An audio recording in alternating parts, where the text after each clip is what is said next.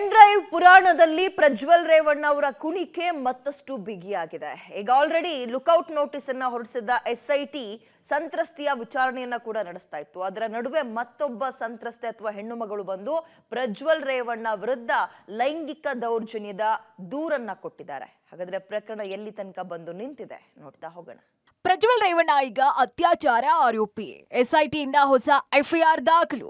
ಸಂಸದ ಪ್ರಜ್ವಲ್ ರೇವಣ್ಣ ಈಗ ಅತ್ಯಾಚಾರ ಪ್ರಕರಣದ ಆರೋಪಿಯಾಗಿದ್ದಾರೆ. ಸಂತ್ರಸ್ತೆಯೊಬ್ಬರು ನೀಡಿದಂತಹ ಹೇಳಿಕೆಯನ್ನ ಆಧರಿಸಿ ಎಸ್ಐಟಿ ಎಫ್ಐಆರ್ ದಾಖಲಿಸಿದ್ದಾರೆ. ಈಗಾಗಲೇ ದಾಖಲಾಗಿದ್ದಂತಹ ಎಫ್ಐಆರ್ ನಲ್ಲಿಯೇ ಅತ್ಯಾಚಾರ ಪ್ರಕರಣದ ಸೆಕ್ಷನ್ ಅನ್ನ ಕೂಡ ಸೇರಿಸಲಾಗಿದೆ.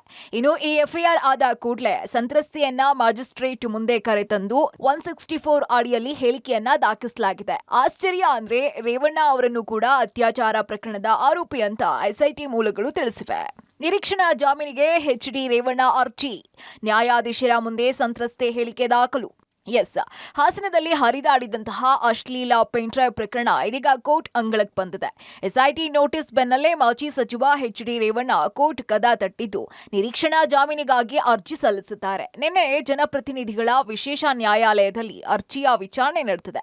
ಎಫ್ಐಆರ್ನಲ್ಲಿ ಜಾಮೀನು ನೀಡಬಹುದಾದಂತಹ ಆರೋಪಗಳ ಬಗ್ಗೆ ಇದ್ದು ನಿರೀಕ್ಷಣಾ ಜಾಮೀನು ಅರ್ಜಿ ಹೇಗೆ ಊರ್ಜಿತವಾಗುತ್ತೆ? ನೀವು ವಿಚಾರಣಾ ನ್ಯಾಯಾಲಯದಲ್ಲಿ ನೇರವಾಗಿ ಹಾಜರಾಗಬಹುದಿತ್ತಲ್ಲ ಅಂತ ರೇವಣ್ಣ ಪರ ವಕೀಲರಿಗೆ ನ್ಯಾಯಾಧೀಶರು ಪ್ರಶ್ನೆ ಮಾಡಿದ್ದಾರೆ.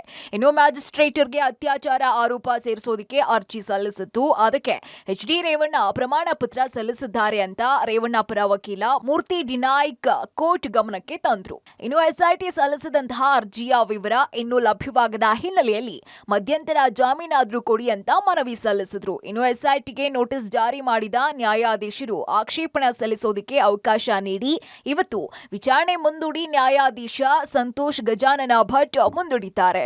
ಹೊಳೆನರಸೀಪುರದಲ್ಲಿ ದಾಖಲಾಗಿದ್ದಂತಹ ಲೈಂಗಿಕ ದೌರ್ಜನ್ಯ ಪ್ರಕರಣ ಸಂಬಂಧ ಸಂತ್ರಸ್ತ ಮಹಿಳೆ ನ್ಯಾಯಾಧೀಶರ ಮುಂದೆ ಸಿಆರ್ಪಿಸಿ 164 ಅಡಿ ಹೇಳಿಕೆಯನ್ನ ದಾಖಲಿಸಿದ್ದಾರೆ. ಈಗಾಗಲೇ ಸಿಆರ್ಪಿಸಿ 161 ಅಡಿ ಹೇಳಿಕೆ ದಾಖಲು ಮಾಡಿಕೊಂಡಿದ್ದಂತಹ ಪೊಲೀಸರು ಇವತ್ತು ಮಧ್ಯಾಹ್ನದ ನಂತರ ಮ್ಯಾಜಿಸ್ಟ್ರೇಟ್ ಕೋರ್ಟ್ನಲ್ಲಿ ಸಂತ್ರಸ್ತ ಮಹಿಳೆ ಹಾಜರುಪಡಿಸಿ ಎಸ್ಆರ್ಪಿಸಿ 164 ಅಡಿ ಮಹಿಳೆ ಹೇಳಿಕೆಯನ್ನ ದಾಖಲಿಸಿಕೊಂಡಿದ್ದಾರೆ. ರೇವಣ್ಣ ವಿರುದ್ಧವೂ ಅತ್ಯಾಚಾರ ಕೇಸ್ ಹಾಕಲು ಯತ್ನ. ನಿರೀಕ್ಷಣಾ ಜಾಮೀನು ಅರ್ಜಿ ಪ್ರತಿಯಲ್ಲಿ ಉಲ್ಲೇಖ.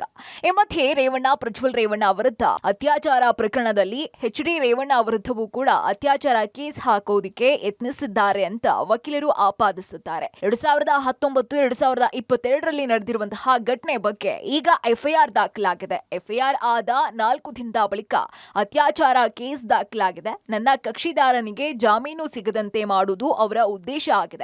ಇದರಿಂದ ಲೋಕಸಭಾ ಚುನಾವಣೆ ಮೇಲೆ ಪ್ರಭಾವ ಬೀರೋ ಯತ್ನ ನಡೀತಿದೆ ಅಂತ ರೇವಣ್ಣ ಪರ ವಕೀಲ ನಿರೀಕ್ಷಣಾ ಜಾಮೀನು ಅರ್ಜಿ ಪ್ರತಿಯಲ್ಲಿ ಉಲ್ಲೇಖಿಸಿದ್ದಾರೆ.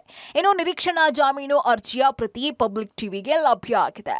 ರೇವಣ್ಣಗೆ ನೀಡಿದ ನೋಟಿಸ್ನಲ್ಲಿ ಬಂಧನದ ಎಚ್ಚರಿಕೆ. ಅಂದಹಾಗೆ ಎಸ್ಐಟಿ ನೀಡಿರುವಂತಹ ನೋಟಿಸ್ನಲ್ಲಿ ಎಚ್.ಡಿ. ರೇವಣ್ಣಗೆ ಖಡಕ್ ಎಚ್ಚರಿಕೆ ನೀಡಲಾಗಿದೆ. ಸಾಕ್ಷ್ಯ ನಾಶ ಮಾಡಿದ್ರೆ, ಬೆದರಿಕೆ ಹಾಕಿದ್ರೆ ಬಂಧಿಸುವುದಾಗಿ ರೇವಣ್ಣಗೆ ನೀಡಿದಂತಹ ನೋಟಿಸ್ನಲ್ಲಿ ಎಚ್ಚರಿಕೆ ನೀಡಲಾಗಿದೆ. ಇನ್ನು ಎಸ್ಐಟಿ ನೀಡಿದಂತಹ ನೋಟಿಸ್ ಕಾಪಿ ಕೂಡ ಪಬ್ಲಿಕ್ ಟಿವಿಗೆ ಲಭ್ಯ ಆಗಿದೆ. ಪ್ರಜ್ವಲ್ ರೇವಣ್ಣ ವಿರುದ್ಧ ಯೂತ್ ಕಾಂಗ್ರೆಸ್ ಪ್ರತಿಭಟನೆ. ಪಂಚಿನ ಮೆರವಣಿಗೆ ಮಾಡಿ ಘೋಷಣೆ ಕೂಗಿ ಆಕ್ರೋಶ. ಇನ್ನು ಪ್ರಜ್ವಲ್ ರೇವಣ್ಣ ವಿರುದ್ಧ ಯೂತ್ ಕಾಂಗ್ರೆಸ್ ಪ್ರತಿಭಟನೆ ಮಾಡಿದೆ. ರೇಸ್ಕೋರ್ಸ್ ರಸ್ತೆಯಲ್ಲಿರುವಂತಹ ಕಾಂಗ್ರೆಸ್ ಭವನದಲ್ಲಿ ಪಂಚಿನ ಪ್ರದರ್ಶನ ಮಾಡಿ ಆಕ್ರೋಶ ವ್ಯಕ್ತಪಡಿಸಿದ್ದಾರೆ. ಪ್ರಜ್ವಲ್ ರೇವಣ್ಣ ಅವರನ್ನ ಕೂಡಲೇ ಬಂಧಿಸಬೇಕು ಅಂತ ಯೂತ್ ಕಾಂಗ್ರೆಸ್ ಕಾರ್ಯಕರ್ತರು ಆಗ್ರಹಿಸಿದ್ದಾರೆ. ಕಾಂಗ್ರೆಸ್ ಪಕ್ಷ ಸ್ಪೆಷಲ್ ಪೊಲೀಸ್ನ ಕರ್ಕೊಂಬಂದಿನ ನೇಮಕ ಮಾಡಿಲ್ಲ, ಎಸ್ಐಟಿ ರಚನೆ ಮಾಡಿಲ್ಲ. ಯಾವ ಪೊಲೀಸ್ ಇದೆ, ಕರ್ನಾಟಕ ಪೊಲೀಸು ಬಲಿಷ್ಠವಾಗಿದ್ದಾರೆ, ಅವರು ಸರಿಯಾಗಿ ತನಿಖೆ ಮಾಡ್ತಾರೆ. ಈ ಏನು ಅತ್ಯಾಚಾರದ ಒಳಗಾಗಿರುವಂತ ಸಂಸದ ರೇವಣ್ಣನ ಒಳಗಾಕಿ ಬುದ್ಧಿ ಕಲಿಸ್ತಾರೆ.